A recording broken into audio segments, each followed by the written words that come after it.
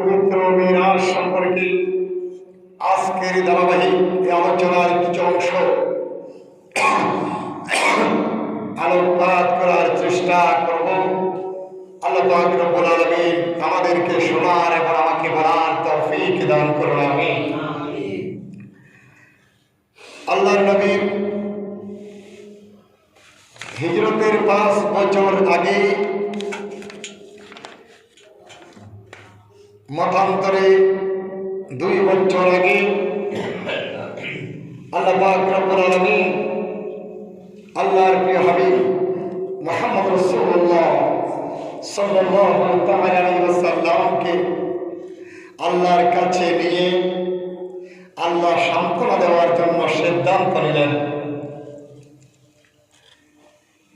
আল্লাহর নবীর ভ্রমণ দুটো, এই নবীর ট্রাভেলিংকে, নবীর সফরকে, নবীর ভ্রমণকে দুটি অংশে বিভক্ত করা হয়েছে।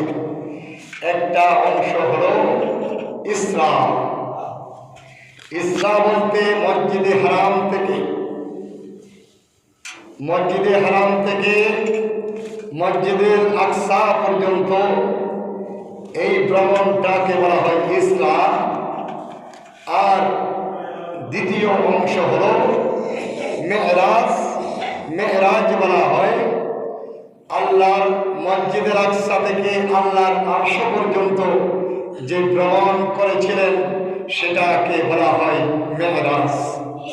তারা আবার নবীর ভ্রমণকে, নবীর সফরকে, আল্লাহর কাছে যাওয়া এই সফরকে দুটো অংশে ডিভাইড করা হয়েছে।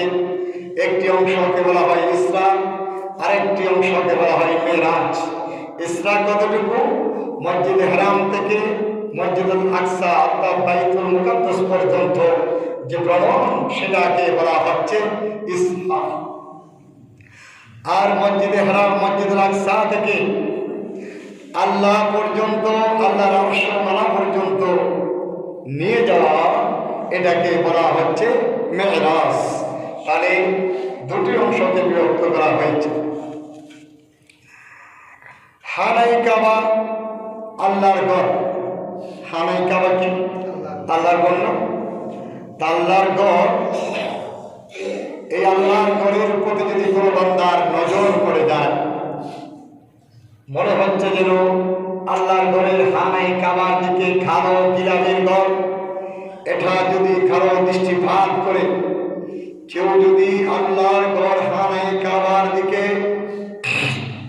দৃষ্টিপাত করে দেখে, তাহলে মনে হবে যেন আল্লাহ পাক রব্বুল আলামিন সেই আল্লাহর ঘরের ছাদের উপর বসে রয়েছে। সুবহানাল্লাহ, এত বিশ্বাস। আল্লাহর ঘর যদি দেখা হয়, আল্লাহর ঘর যদি দেখে মনে হবে যেন আল্লাহ পাক রব্বুল আলামিন তার ঘরের ছাদের উপরে বসা অবস্থায় আছে। সুবহানাল্লাহ, এমন আল্লাহর ঘরের এমন মর্তবা, এমন মর্যাদা। হানাই কাবা যেটা আল্লাহর ঘর আছে, আল্লাহর ঘরের সোজা সোজি, একেবারে সোজা উপরে একটা ঘর আছে যেটা সমস্ত ফেরেশতা মণ্ডলী তাওয়াফ করে, এটাকে বলা হয় বাইতুল মামুর। এটাকে কি বলা হচ্ছে? বাইতুল মামুর বলা হচ্ছে। এই বাইতুল মামুর এটা তাওয়াফ করে থাকে সমস্ত ফেরেশতা মণ্ডলী, এই বাইতুল মামুরের তাওয়াফ করে। সুবহানাল্লাহ। আর বাইতুল মামুরের সোজা উপরে সিদরাতুল মুনতাহা। প্রথমে আল্লাহর ঘর হানাই কাবা, হানাই কাবার উপরে সোজাসুজি উপরে আরেকটি ঘর আছে যেটা ফেরেশতারা তাওয়াফ করে, সেই ঘরটাকে বলা হয় কি? বাইতুল মামুর। আর বাইতুল মামুরের উপরে সোজা যেটা আছে সেটাকে বলা হয় সিদরাতুল মুনতাহা। আর সিদরাতুল মুনতাহার সোজা উপরে হচ্ছে লৌহ, আর লৌহের সোজা উপরে হচ্ছে কলম, কলমের সোজা উপরে 70,000 অগ্নিপিণ্ডের গ্যাসীয় পদার্থ অতিক্রম করে 70,000 গ্যাসীয় পদার্থের পর্দা, 70,000 নূরের ফোয়ারা, সব কিছু পদার্পণ করে দিয়ে লা মখান লা জামান দিয়া পারি দিয়া আল্লাহর আরশ সেখানে অবস্থিত। সুবহানাল্লাহ। এখন বোঝা গেছে।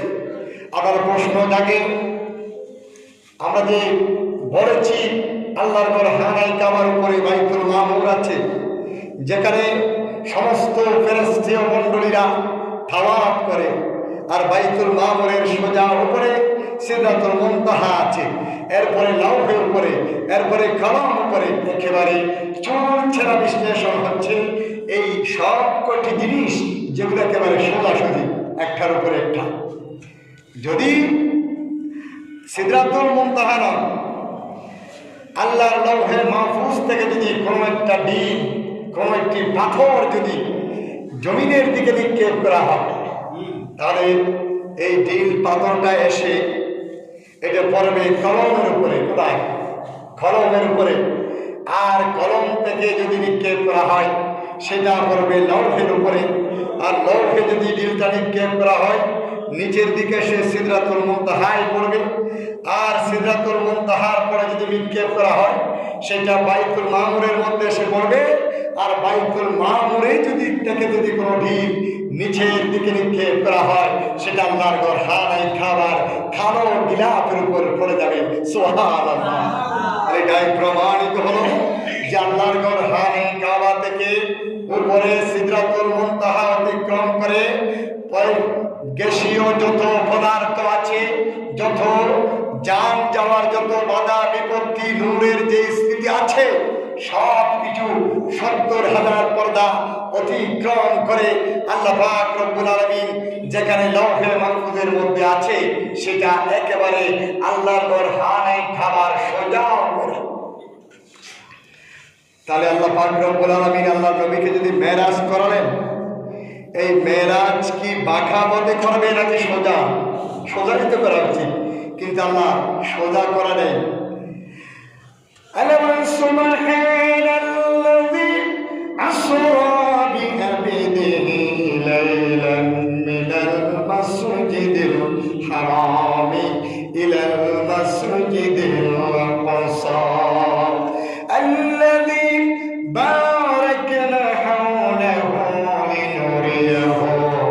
আল্লাহ পাক রব্বুল আলামিন আল্লাহর ঘর হানাই কাবার সোজাসুজি আল্লাহকে আল্লাহ পাক রব্বুল আলামিন আল্লাহর নবীকে যে মেরাজের মধ্যে নিয়ে গেলেন, আল্লাহর কুরসির মধ্যে বসাবেন, কুদরতের চোখ দিয়ে আল্লাহ পাক রব্বুল আলামিন আল্লাহর নবীকে দেখবেন। আর এটা ছিল আল্লাহর ঘর হানাই কাবার সোজা উপরে। সুবহানাল্লাহ। কিন্তু আল্লাহ পাক সেটা করে নাই, আল্লাহ বাঁকা পথে নিয়ে চলেছে। কোথায়? সোজা না তোলে নিয়ে গেছে কোথায়? বাইতুল মুকাদ্দাস। কোথায়? কোরআন আয়াত তো সেটা। সুবহানাল্লাযী আসরা বিআবদিহি লাইলান মিনাল মাসজিদিল হারামি ইলাল মাসজিদিল আকসা।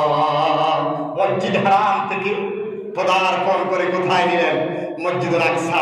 কিতাবের তাফসীরে তো এই কথাটা লিখে নাই যে মসজিদ হারামের সোজাসুজি মসজিদ আকসার এই কথা লেখা নাই। এটা মসজিদ আকসা হচ্ছে বাঁকা পথে, আর একটু পাশে দূরে। এখানে নিলেন, কেন নিলেন সেটাও প্রশ্ন আছে। আল্লাহ পাক রব্বুল আলামিন আল্লাহর নবী মুহাম্মদ রাসূলুল্লাহ সাল্লাল্লাহু তাআলা আলাইহি ওয়াসাল্লামকে মেরাজ করাবেন। কি করাবেন? মেরাজ করাবেন। জিবরিলকে হুকুম করলো, গত জুমায় আলোচনা হয়েছে। জিবরিল, কেউ বলল জিবরিল আলাইহিস সালাম প্রায় হাজার ফেরেশতা মণ্ডলী নিয়ে, যেখানে ফেরেশতাদের হযরতে মিকাঈল আলাইহিস সালাম ছিলেন, ইসরাফিল আলাইহিস সালাম ছিলেন। ফেরেশতার যে ক্লাসিফিকেশন রয়েছে সর্বোচ্চ মাপের বড় বড় ফেরেশতাগুলো সহ অগণিত ফেরেশতা জিবরিল আমিনের সাথে ছিল। আর জিবরিল আমিনকে বলেছে, তুমি আরশ, কুরসি, লৌহে কলম সব কিছুকে সাজিয়ে দাও, যেহেতু আমার নবী আসবে আমার দরবারে। সুবহানাল্লাহ। আমি বলেছিলাম না, আনে ওয়ালা হে महबूब मेरा, बोल ना, आने वाला है महबूब मेरा, अरसों कुर्सी पे रिश्तों सजाओ। सुबहानाल्लाह। जिब्रील আমার নবী তোমার কাছে আসবে, সুতরাং তুমি আরশ কুরসি লৌহে কলম সোজাসুজি যেগুলো আছে সব কিছুকে সাজিয়ে দাও, হুর দিয়ে গেলমান দিয়ে সমস্ত ফেরেশতা মণ্ডলী দিয়ে আরশ কুরসি লৌহে কলম আমি আল্লাহ পাকের আরশ পর্যন্ত মসজিদে হারাম থেকে আরশ পর্যন্ত সাজিয়ে দাও, যেহেতু আমার নবী আমার কাছে আসবে। সেজন্য শায়ের বলেছে आने वाला है महबूब मेरा, अरसों कुर्सी पे रिश्तों सजाओ, सर्द कर दो जहन्नम की आतिश और जन्नत की दुल्हन बनाओ।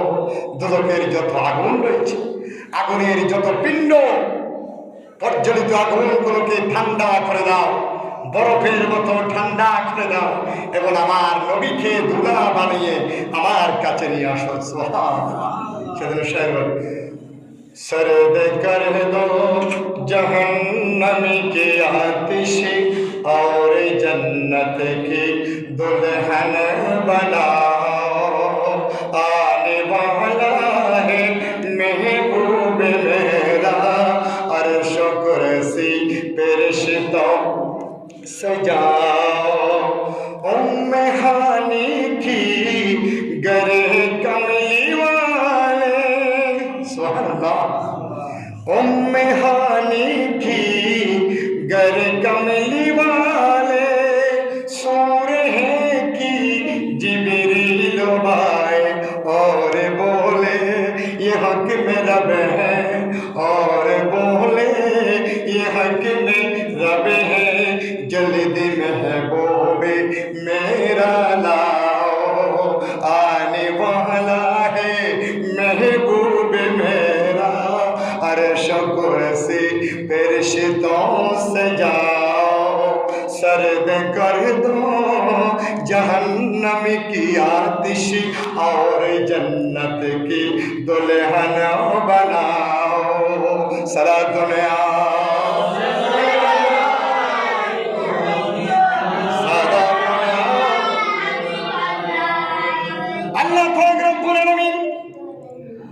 আল্লাহর ফেরেশতা জিবরিল আমিনকে হুকুম করলো, জিবরিল পৃথিবীর জমিনে যত ফেরেশতা আমি সৃষ্টি করে রাখলাম, তুমি সরদার হয়ে সমস্ত মালাইকাগুলোকে একত্রিত করে সাজিয়ে দাও।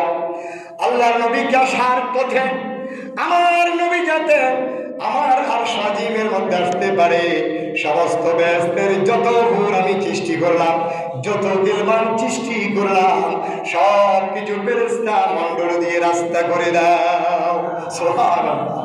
কিভাবে সাজালেন, কারণ ভুলে যাবে তো কোথায়, দুলহান বানাও, আমার নবীকে দুলা বানিয়ে দাও।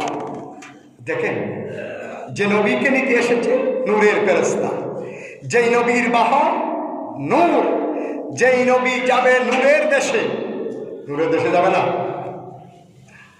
আল্লাহর নবীর বাহনটাও নূর, যেখানে যাবে সেখানেও নূর, যিনি নিচ্ছে সেও নূর, যার মাধ্যমে যাচ্ছে সেও নূর, যাকে নিচ্ছে তিনিও নূর। সুবহানাল্লাহ।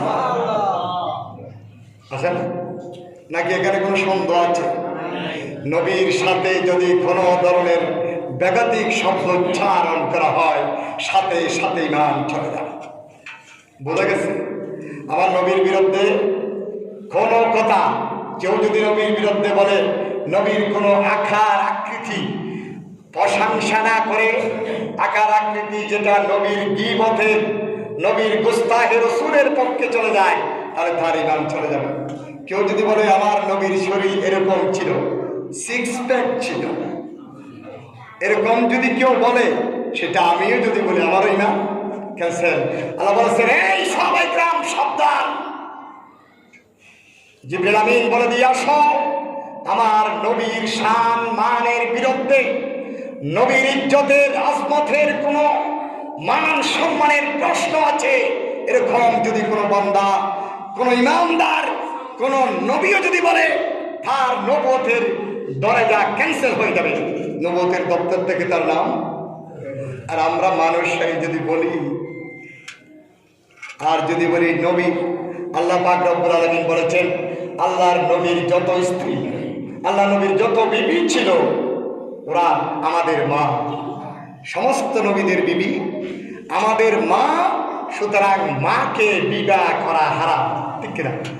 যে মাকে বিবাহ করা হারাম, মায়ের ব্যাপারে যদি বিতর্কিত কোনো কথা ছেলে বলে, তাহলে তাকে ভালো ছেলে বলবে না, বেয়াদব বলবে। বেয়াদব না? বেয়াদব কি? এখন হযরত উম্মাহাতুল মুমিনিন খাদিজাতুল কুবরা, যিনি আমার নবীর ছোঁবত পেয়ে ইসলামের সুশীতল পতাকা তুলে এসে ধন্য হয়েছে, আর সেই খাদিজাতুল কুবরার ব্যাপারে যদি কোনো ধরনের কটূক্তি করা হয়, আমাদের মায়ের বিরুদ্ধে যদি কোনো ধরনের কথা বলা হয়, তাহলে তার কি ঈমান থাকবে? থাকবে না ঈমান। সুতরাং লেসানকে সংযত করতে হবে, লেসানকে লাগাম দিতে হবে। আল্লাহ পাক রব্বুল আলামিন তোমাকে বাক স্বাধীনতা দিয়েছে, কথা বলার অধিকার দিয়েছে। সাধারণ মানুষের সাথে যেই সমস্ত আচরণ আমরা করতে পারি, সাধারণ মানুষের সাথে যেই কথাবার্তাগুলো আমরা বলতে পারি, সেটা বলা যাবে না। আমাদের কাছে যদি কেউ কাজ করতে আছে, বলে ভাই আপনি কয়টা লোক দিয়েছেন? আমি 5টা পল্টা দিয়েছি। যদি দূর থেকে দেখা হয় ওই যে লোকগুলো যাচ্ছে, এটা খারাপ, বলতে এটা আমাদের বাড়ির পল্টা, অর্থাৎ কাজ করার জন্য কাজের লোক। সেটা কি আপনি নবীর শানে ব্যবহার করতে পারবেন? নবী ছাগল চালাইছে আমাদের শিক্ষার জন্য, নবী ব্যবসা করেছে আমাদের শিক্ষার জন্য। ব্যবসার পরিধি কীরকম হবে, ব্যবসার আদান প্রদান কীরকম হবে, ব্যবসার গঠন কীরকম হবে, এর অর্থ এই নয় নবীকে আপনি ব্যবসায়ী বলবেন, দোকানদার বলবেন, বলা যাবে না। আর এটা তো দূরের কথা, নবীর আওয়াজের উপর কোনো আওয়াজ করে কথা বলা যাবে না, সেটাও বেয়াদবি, ঈমান চলে যাওয়ার সম্ভাবনা আছে। কারণ আল্লাহ সেটা কখনো, এটা আল্লাহর সাথে কি বেয়াদবি না? আল্লাহ পাক বলেন ইন্নাল্লাযীনা ইউযুনাল্লাহা ওয়া রাসূলাহু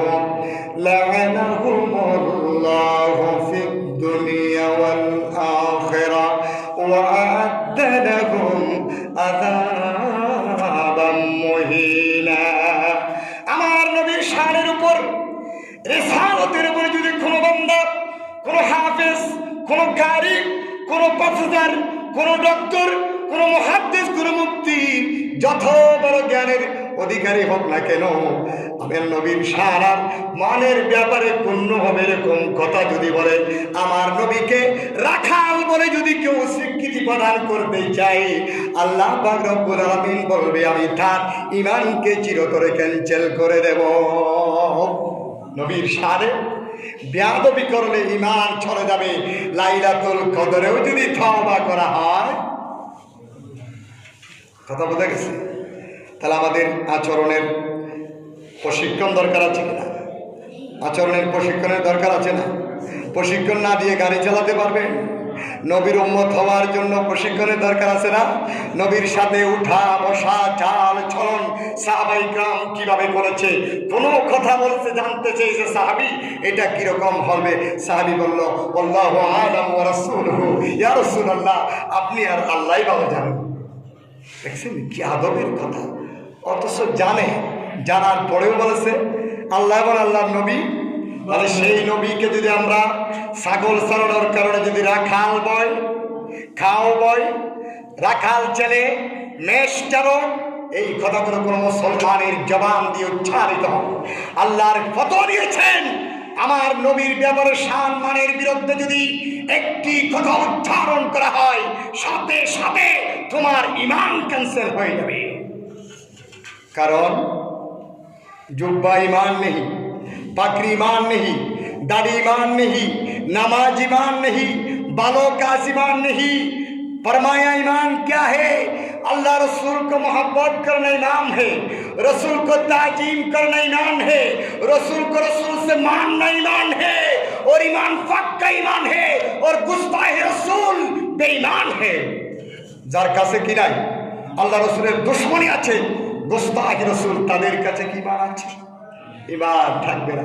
কোন দিকে চলে যাবে আপনি বুঝতে পারবেন না।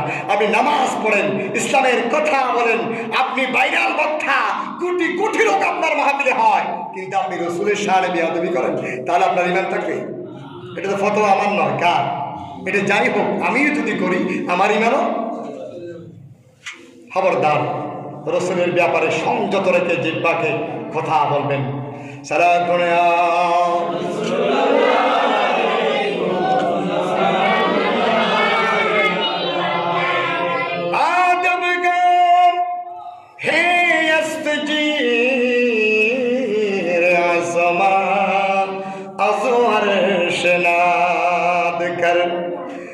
नफ्स गम करो दो मी आयद जुनैद व बाज़ीद जा। আল্লাহর নবী এমন একজন আলা মাকামের প্রধানের দপ্তরের head of the department of prophet Muhammad রাসূলুল্লাহ সাল্লাল্লাহু তাআলা আলাইহি ওয়াসাল্লাম, এত পজিশনের আল্লাহ পাক রব্বুল আলামিন আল্লাহকে সৃষ্টি করেছেন, যেই দরবারের মধ্যে জুনাইদ বাইজিদ পর্যন্ত মাথা নত, কোনো বেয়াদবি হবে এরকম করে ঢুকে, খুব নত হয়ে ঢুকে নবীর দরবারে। নবী কি জুনাইদে বাগদাদি কি নবীকে দেখেছে? উনি তো আল্লাহর ওলি। বাইজিদ উনি দেখেছেন, কিন্তু নবীর রওজা পাকের মধ্যে যদি কোনো বেয়াদবি হয়, সেজন্য কবি বলেছেন আদব গাহে ইস্তিজির আসমা আজহার নাজ কর। পৃথিবীর জমিনের মধ্যে এমন একটি আদবের স্থান আছে, যেই আদবের স্থান আরশ আজিম থেকে তার মর্তবা বেশি। সুবহানাল্লাহ, আরশ আজিম থেকে তার মর্তবা বেশি। আচ্ছা বলেন তো, আল্লাহ কোথায় নিচ্ছে? আরশ আজিমের মধ্যে নিচ্ছে না রসুলকে, সেখানে থাকে কে? আল্লাহই থাকে। বিজ্ঞানীরা আজকে প্রমাণ করেছে, এত কিছু ড্রোন আবিষ্কার করেছে, অগ্নিপিণ্ডের কথাগুলো বলে, গ্যাসীয় পদার্থের কথা বলে, চিকিৎসা বিজ্ঞানী, রসায়ন বিজ্ঞানী, কেমিস্ট্রিতে যারা আছে বড় বড় বিজ্ঞানীগুলো এত বেশি গবেষণা করে, কিন্তু তারা সব গবেষণা আকাশে নিচ্ছে, ওখানে যেতে পারবে। আর সাজিবি কেন? এখানে কি আপনার দরজা করবে নাকি? জিবরিল আমিন যাওয়ার পরে দরজা করছে, এখানে ফেরেশতা আছে, ধরে ফেলবে, আর যাওয়ার কোনো সুযোগ নাই। আদবে গার হেস্তে জির আসমা আজো আরশ নাজ কর নফসে গম কর দমি আয়দ জুনাইদ ওয়া বাযীদ যা। যেই আরশে আজিমের নিচে জমিনের মধ্যে একটা আরশ আজিম থেকে আরো বেশি উন্নত, পাওয়ারফুল, সম্মানিত একটা স্থান, যেখানে আমার নবী শুয়ে আছেন। সুবহানাল্লাহ। এই দরবারে নববীকে যদি কেউ প্রবেশ করে, জুনাইদ বাগদাদি পর্যন্ত সেখানে খুব নত হয়ে ঢুকে। আর আমি যদি সেই নবীর শান মান আমার মতো করে দেখি, তাহলে আমার ঈমান কেমন চলে? বোঝা গেছে? জিবরিল আমিন আসলেন, কিতাবের মধ্যে লিখেছেন জিবরিল আমিন আল্লাহর নবী যেই ঘরের মধ্যে ঘুমন্ত অবস্থায় ছিল, জিবরিল আমিন সাতটাকে ফাঁক করে নেমেছে ফেরেশতা নিয়ে। কোন রওয়ায়াতের মধ্যে আছে দরজাকে খুলে সেখানে প্রবেশ করেছে। জিবরিল আমিন আসলেন, ইয়া রাসূলুল্লাহ, রাসূলের দরবারে জিবরিল আমিন আসার পরে দেখা গেল আল্লাহর নবী হুজুর মুহাম্মদ রাসূলুল্লাহ সাল্লাল্লাহু তাআলা আলাইহি ওয়াসাল্লাম নবী তন্দ্র অবস্থায়, ঘুমন্ত অবস্থায় আছে। জিবরিল দণ্ডায়মান নবীর পাশে দাঁড়ালো। দাঁড়ানোর পরে বেয়াদবি হবে কিনা, নবীর ঘুম থেকে যদি আমি নবীকে জাগ্রত করি কোনো বেয়াদবি হবে? দেখেন তাজিমের কথা যে এতক্ষণ বললাম, জিবরিল হাত মোচন করে সেখানে বসে আছে। আল্লাহ পাক রব্বুল আলামিন, জিবরিল তুমি গেলে রব্বুল আলামিন আমি আপনার নবীর দরবারের মধ্যে উপস্থিত হলাম। এসে দেখি আল্লাহর নবী তন্দ্র অবস্থায় আছে, ঘুমন্ত অবস্থায়। আল্লাহ পাক রব্বুল আলামিন বললেন, জিবরিল আমার নবীকে তুমি কাব্বিল কদমাইহি, নবীর কদমের মধ্যে তোমার নরম মুষ্টিগুলো লাগাইয়ে দাও। আজিম দেখেন, জিবরিল যখন নবীর ওষ্ঠের পায়ের তালু তুলে যখন নরম তুল তুলে জিবরিলের ওষ্ঠ লাগিয়ে দিল, আল্লাহর নবী চোখ পাকিয়ে বললেন, নবীকে বললেন, আসসালাতু ওয়াসসালামু আলাইকা ইয়া রাসূলুল্লাহ। জিবরিল তুমি এত রাত্রে কেন আসলা? গভীর রাত হয়েছে, শুধু তো তুমি একা শোনাই দেখতে পেলাম, তোমার এই চতুর্পাশে হাজার হাজার ফেরেশতা আসলো। তোমার ডানে মিকাইলকে দেখলাম, ইসরাইলকে, সমস্ত সিনিয়র ক্লাসের ফেরেশতা মণ্ডলী এসে গেছে, আর তুমি আসলা। আমি রহস্য বুঝতে পারলাম না, তো রাত্রে কি জন্য আসলা? প্রশ্ন করেছে কাকে? জিবরিল আমিনকে প্রশ্ন করেছে। কে? আল্লাহর নবী। বলে, ইয়া রাসূলুল্লাহ, আমি তেমনি আসি নাই। শেয়ারের মধ্যে বলেছে, কি বলেছি? আনে ওয়ালা হে মেহবুবে মেরা, अर्श कुर्सी फरिश्तों से जाओ, सर्द कर दो जहन्नम की आतिश और जन्नत की दुल्हन बनाओ। उम्मे हानी की गरे कमली वाले, আমার নবী ঘুমন্ত অবস্থায় কোথায় ছিলেন? উম্মে হানি, এটা আসতেছে। उम्मे हानी की गरे कमली वाले, सूर है जिब्रील आए, আসছে না? और बोले ये हक मेरा है। जिब्रील আমিন বলল, ইয়া রাসূলুল্লাহ, আমি আপনার কদমের মধ্যে চুম্বন করার সাথে সাথে আপনি নবী জাগরিত হয়ে গেলেন, উঠে গেলেন। ইয়া রাসূলুল্লাহ, বেয়াদবি মাফ করবেন, আমি আপনাকে ঘুম থেকে জাগরণ করি নাই, আল্লাহর নির্দেশ হয়েছে। ये হুকমে রাবে, এটা কার হুকুম? আমি তো আল্লাহর আদেশ নিয়ে আপনার কাছে এসেছি। নবী হে, আমি অহেতুক আপনাকে জাগরণ করাই নাই, এসেছি আল্লাহর হুকুম। চুমু দিতে বলছে, তাও আল্লাহ। আপনাকে নিয়ে আসার জন্য, নিয়ে যাওয়ার জন্য বলেছে, তাও আল্লাহ। আমি বোরাক নিয়ে এসেছি। আল্লাহ নবীকে এই কথা বলা হলো। নবীকে বলার পরে নবী খুশিতে খুব আত্মহারা, কারণ আল্লাহর সাথে দেখা করবে। খুশি না? সারা দুনিয়া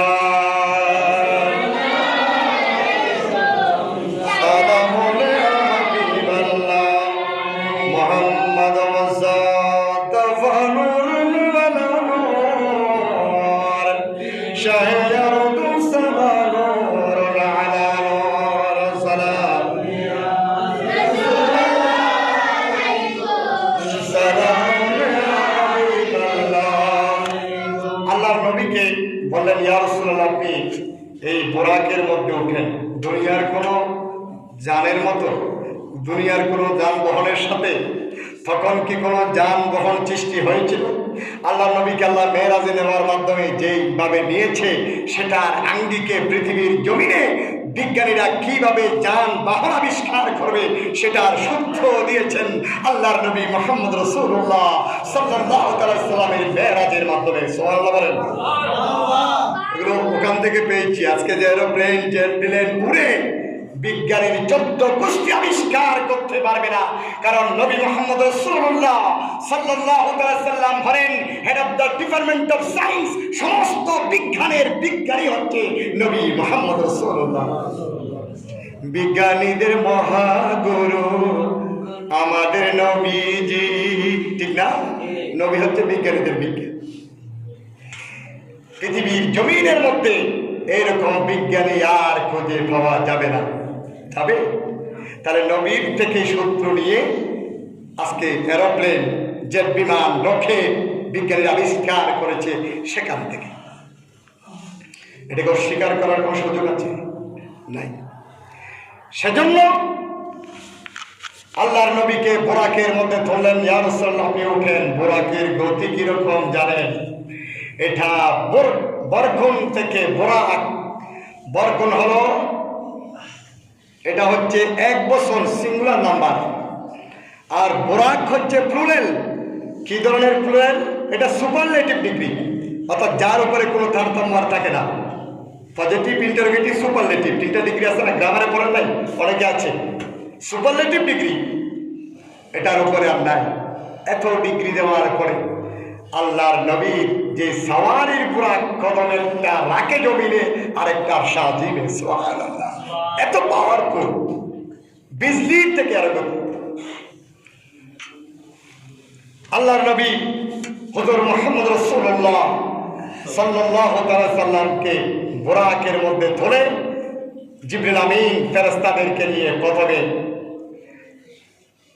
বোরাকে তুললেন, বললেন, ইয়া রাসূলুল্লাহ আপনাকে একটু অপারেশন করাতে হবে।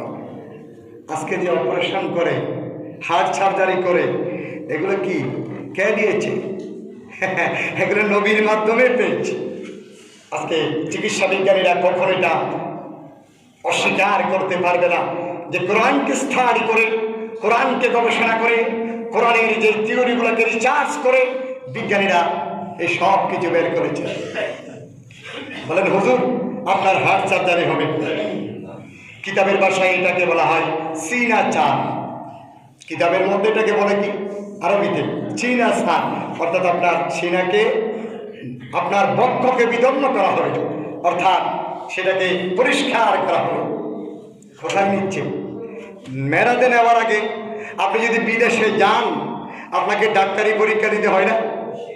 আপনি বিদেশে যাওয়ার ভাই, আপনি একটু দোয়া করিয়ে আমার বিষয় এসে গেছে, তবে ডাক্তারি পরীক্ষা রিপোর্ট ভালো হয় কিনা একটু মসজিদের মধ্যে ওঠে, হুজুরকে টাকা দেয়, হুজুর একটু দোয়া করিয়েন, আমি বিদেশে সৌদিয়ে যেতে চাচ্ছি, আমার সব কিছু ওকে আছে, কিন্তু আমার এই যে চিকিৎসার যে রিপোর্ট, ডাক্তারের রিপোর্টটা যদি ভালো হয়, আমরা তো একটা টাকা গেলেও ভালো করে দিই, ওখানে টাকার হিসেব কিতাব আছে না?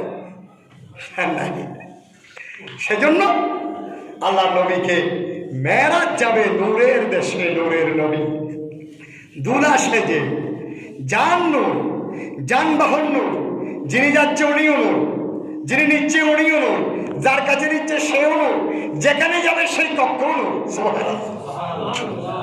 তাহলে একটু সার্জারি করতে হবে না? কোনো রোগ কিছু আছে কিনা? আল্লাহ বলছে আমার নবীকে একটা কি করে, ইয়া রাসূলুল্লাহ আল্লাহ পাক রব্বুল আলামিন হুকুম করে দিয়েছেন, নবী আল্লাহর দরবারে যাওয়ার পরে আপনাকে প্রথমে একটু হার্ট সার্জারি করা হবে। বলো, ইয়া রাসূলুল্লাহ আপনি বুরাকের মধ্যে উঠে যান, আপনি নবীকে একটু হার্ট সার্জারি করে নেব। সুবহানাল্লাহ। নবী বলেন, তাই নাকি? বলেন, হ্যাঁ ইয়া রাসূল উঠেন। উঠলো, ফেরেশতা সওয়ারি সভা আছে। জিবরিল আমিন আল্লাহর নবীকে সোজাসুজি জমজম কূপের পাশে নিয়ে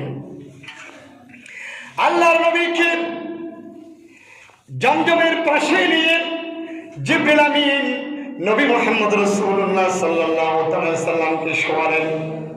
শোয়ানোর পরে নবীর সিনা মোবারককে 2 ভাগ করে নিল, কেটে ভাগ করে নিলেন। কি করেছে? 2 ভাগ করে ফেলছে। সেখানে যে যা আছে, কলিজা মোবারক, পেশা মোবারক, আথুরি মোবারক, ফুসফুস মোবারক, আবার ফুসফুস বলিয়েন না, এটা মোবারক বলতে হয়, এটাও বিয়াদুনি হবে, কে লাগবে না।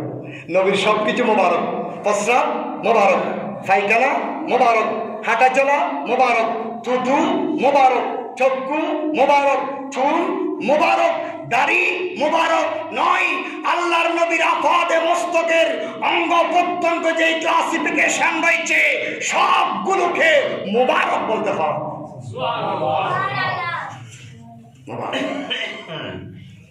জিবরিল, তুমি কি করতেছ? হুজুর আপনি দেখে থাকেন আমি কি করি। আমরা যে হার্ট সার্জারি করি, অ্যাপোলোতে ভর্তি হয়েছেন, চেন্নাই গিয়ে ভর্তি হয়েছেন, রোগী কি কখনো দেখে কিভাবে কাটে সেটা? এখন হয়তো বা কিছু ইলেকট্রনিক্সের এর মাধ্যমে, আপনার ওই কম্পিউটারের মাধ্যমে কিছু দেখায়, কিন্তু আল্লাহ নবীকে এখানে দেখেন, তখন কি এই অবস্থা ছিল? আপনাকে একটা ইঞ্জেকশন মেরে যেই বেসুট করে নেয়, সেটা তখন ছিল না, কিন্তু তখনও নবী ছেয়ে থাকছে। আল্লাহর নবীর জিসিম মুবারককে কেটে নেড়া হলো। নবীর জিসিমের ভিতরে যা ছিল, খলিজা মুবারক, পেশা মুবারক থেকে শুরু করে আতি উসরি মুবারক যা আছে, নারী বুড়ি সব কিছু বের করলেন। আর সব কিছু বের করলেন নবী রাহমাতুল লিল আলামিন। জিবরিলের দিকে দেখে আবার নবীর সেই অঙ্গ প্রত্যঙ্গগুলো ভিতর থেকে বের করা হয়ে চাউট করা হলো। ওইগুলোর দিকে আল্লাহর নবী নূরানি চোখ দিয়ে দেখে রয়েছেন। সুবহানাল্লাহ। জিবরিল আমিন বলল, ইয়া রাসূলুল্লাহ, একটা বেহেশতের বাটি নিল। ওই বাটির মধ্যে নবীর সমস্ত জিনিসগুলো রাখার পরে জমজম কূপের পানি দিয়া সেখান থেকে কয়েকবার করে দৌত করলো। আর দৌত করার পরে আল্লাহর নবী মুহাম্মদ রাসূলুল্লাহ সাল্লাল্লাহু তাআলা আলাইহি ওয়াসাল্লামের নূরানি জিসিম মুবারক আবার ভাগ করে যা বের করেছে সব কিছু ভিতরে প্রবেশ করে দিলেন। সুবহানাল্লাহ। প্রবেশ করার পরে জিবরিল আমিন বললেন, ইয়া রাসূলুল্লাহ, একটু সময় লাগবে, দাঁড়ান। বলে, আর কি কাজ আছে? ইয়া রাসূলুল্লাহ, আপনার শরীর যে বৃক্ষ মুবারকের মধ্যে বক্ষটাকে আমি ছেদ করলাম, দুই ভাগ করে দিলাম। নবী সেখানে একটা সেলাইয়ের প্রয়োজন আছে।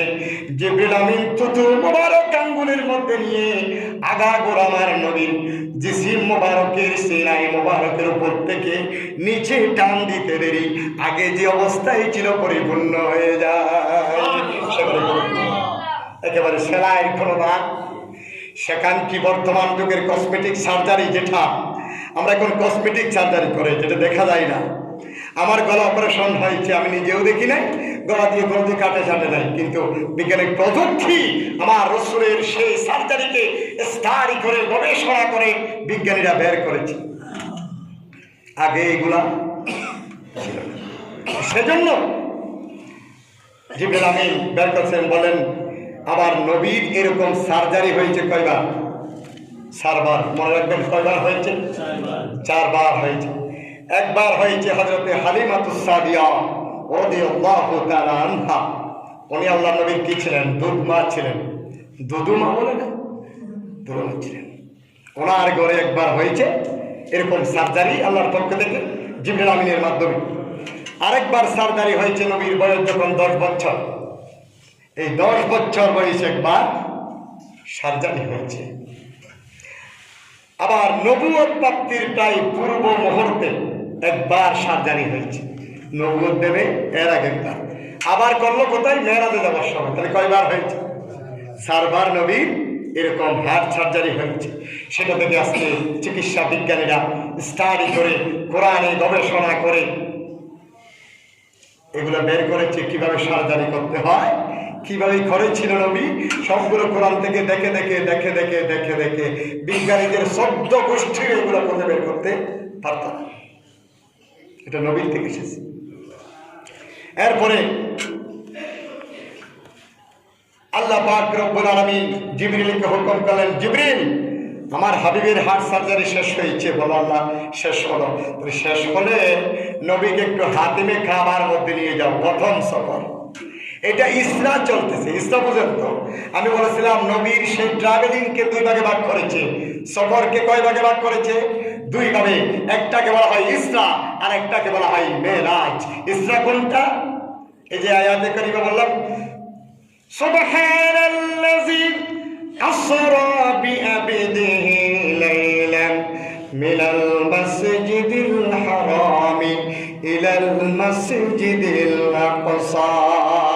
মসজিদে হারাম থেকে মসজিদে আকসা পর্যন্ত যে সফর, সেটাকে বলা হচ্ছে ইসরা।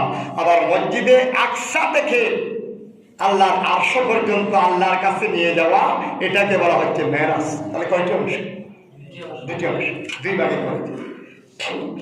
আল্লাহর নবীকে বাইতুল মামুরের মধ্যে নেওয়া হবে না। আল্লাহর নবীকে প্রথমে একটা নিয়ে যায়, যা কাবা শরীফের পাশে, যাকে বলা হয় হাতিমে কাবা। কোথায়? হাতিমে কাবার মধ্যে প্রথমে সফর। ওই হার্ট সার্জারি করার পরে কোথায় নিল বদল? যে হাতিমে কাবার মধ্যে জিবরিল আমিন বলল, ইয়া রাসূলুল্লাহ, আপনি হাতিমে কাবার মধ্যে 2 রাকাত নামাজ আদায় করেন। শুকরানার নামাজ পড়েন। ওখানে নবী 2 রাকাত নামাজ আদায় করলো। সমস্ত সাহাবী, সমস্ত হাজিগা কিয়ামত পর্যন্ত যারা মক্কায়ে মুকাররমার মধ্যে যাবে, হানায় কাবার পাশে হাতিমে কাবার মধ্যে 2 রাকাত নামাজ আদায় করবে। কারণ আল্লাহর নবী এখানে 2 রাকাত নামাজ আদায় করেছিলেন যারা কাবায় হজ করতে গিয়েছে। এই হাতিমে কাবার নামাজের গুরুত্ব, নামাজ আদায় করার পরে যদি কোনো বান্দা হাজী সাহেব প্রকৃত টাকা দিয়ে হজ করতে যায়, আল্লাহর দরবারে হাত করে নামাজ পড়ার পরে দোয়া করে, দোয়া করতে দেরি আল্লাহ পাক রব্বুল আলামিন কবুল করে নেয়। সেখানে দোয়া কি হয় না? ঘুষের টাকা, সুদের টাকা, অপরের অবৈধ টাকা, এইগুলো নিয়ে যদি বোনকে না দিয়ে বোনের টাকা, বাইকে বাদ দিয়ে ঠকাইয়ে বাইয়ের টাকা, এই টাকাগুলো নিয়ে যদি হজ করেন সেটা গস হয়ে যাবে, সেটা হজ থাকবে না। আপনার টাকাতে পিউরিটি থাকতে হবে, আপনার টাকার ইনকামের ইমপ্রেস থাকতে হবে, হক থাকতে হবে। ওই টাকা দিয়া যদি হজ করতে যান আর হাতিমে কাবায় যদি নামাজ পড়েন, আপনি আল্লাহর দরবারে দোয়া করেন, দোয়া করতে দেরি সাথে সাথে দোয়া কবুল হয়ে যাবে। সুবহানাল্লাহ। It has no any doubt. এখানে সন্দেহের অবকাশ, কেউ যদি সন্দেহ করে তার ইমানের কথা আছে। কারণ আল্লাহ নবী দিয়ে কেন পড়াইছে নামাজ? এখানে আল্লাহর হুকুম না? এখন সেখানে দোয়া করলে কবুল হয়ে যায়, সেজন্য সমস্ত হাজিরা সেখানে 2 রাকাত কি পড়ে? নামাজ হজে গেলে। আল্লাহর নবী হাতিমে কাবায় গিয়ে 2 রাকাত নামাজ আদায় করলেন। নবী মুহাম্মদ রাসূলুল্লাহ সাল্লাল্লাহু আলাইহি ওয়াসাল্লাম আবার হুজুর পাক সাল্লাল্লাহু আলাইহি ওয়াসাল্লাম আবার সওয়ারির মধ্যে উঠলেন। রাসূলকে নিয়ে যাওয়া হচ্ছে। আল্লাহর নবী যেতে যেতে অনেক দূরে যাওয়ার পরে জিবরিলকে বললেন, ও ভাই জিবরিল, ইয়া আখি জিবরাইল। জিবরিলকে ভাই ডাকছে রাসূল। ও ভাই জিবরিল, কথা শোনো। রাসূল, কি? জিবরিল, আমি তো এখানে বেহেশতের গল্প খুঁজে পাচ্ছি। হযরত রাসূলুল্লাহ তো জমিনে চলতেছে গাড়ি, উপরে উঠে নাই, আপনি বেহেশতে পেয়েছেন কোথায়? আহা, কি কথা দেখেন, আপনি বেহেশত কোথায় পেলেন? ইয়া রাসূলুল্লাহ, জমিনের মধ্যে এখনো পর্যন্ত আল্লাহর কুদরতের নূরানি জান এখনো ছড়া অবস্থায় আছে। আমরা ঊর্ধ্বগমন করি নাই, ইসরার মধ্যে এখনো রয়ে গেলাম, মেরাজে যাই নাই। নবী, আপনি কিভাবে এখানে সুগ্রাণ পাচ্ছেন বেহেশতে? নবী বললেন, জিবরিল, আমার জিন্দেগিতে আমি কোনোদিন মিথ্যা কথা বলি নাই। এই কথা বলতে দেরি সাথে সাথে জিবরিলের উপর আল্লাহর ওহী নাযিল হয়ে যায়। সুবহানাল্লাহ। জিবরিল সমস্ত ঘটনা বলে দিলেন। ঘটনা হচ্ছে, জিবরিল আল্লাহর কাছ থেকে জানার পরে এবার নবীকে বলতেছেন, ইয়া রাসূলুল্লাহ, ঘটনা শোনেন। আপনি যে বেহেশতের সুগন্ধি পাচ্ছেন এটা ঠিক, আল্লাহ পাক রব্বুল আলামিন কুদরতের পক্ষ থেকে আমি জিবরিলকে জানিয়ে দিলেন। সুবহানাল্লাহ। রাসূল, ঠিক আছে আপনার কথা, আল্লাহ আমাকে জানাইছে। ইয়া রাসূলুল্লাহ, মাসিদা নামক একজন মহিলা ফেরাউনের ঘরের মধ্যে কাজ করত। ফেরাউনের মেয়েকে সাজিয়ে গুজিয়ে দিত, ফেরাউনের ঘরবাড়ি পরিষ্কার করত, থালা বাসন পরিষ্কার করত, কাজের বুয়া ছিল। ওই মাসিদার 2টা সন্তান সন্ততি ছিল, একটা খুবই দুধের বাচ্চা, আরেকটি এর চেয়ে বড়।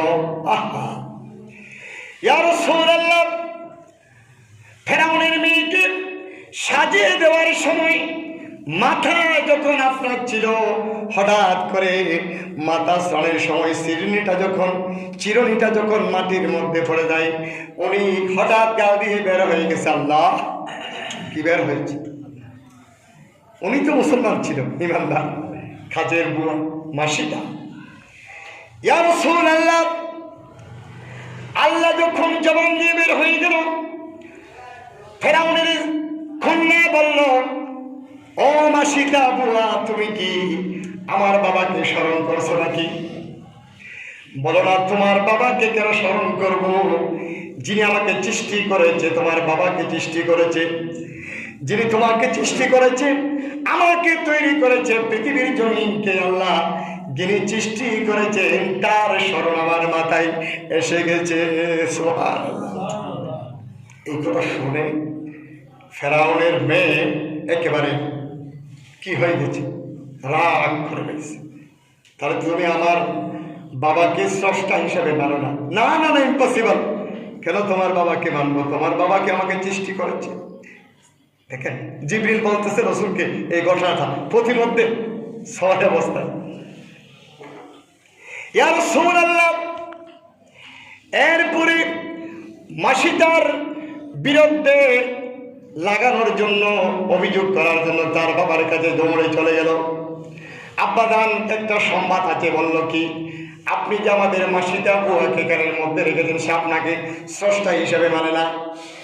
সেই স্রষ্টা হিসেবে আপনাকে মানে না, সেই অদৃশ্য অতি প্রকৃত সত্তায় বিশ্বাস করে থাকে। সুবহানাল্লাহ। সে অদৃশ্য স্রষ্টাকে মানে, আপনাকে মানে না।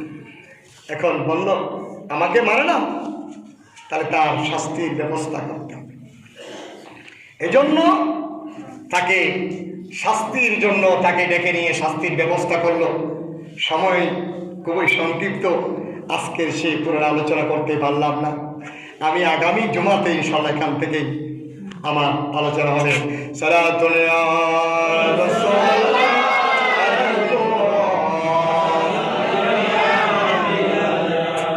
মুহাম্মদ মুস্তাফা নূরুল মালানুর শাহরুল সামানুর নালানুর সাদাতুল।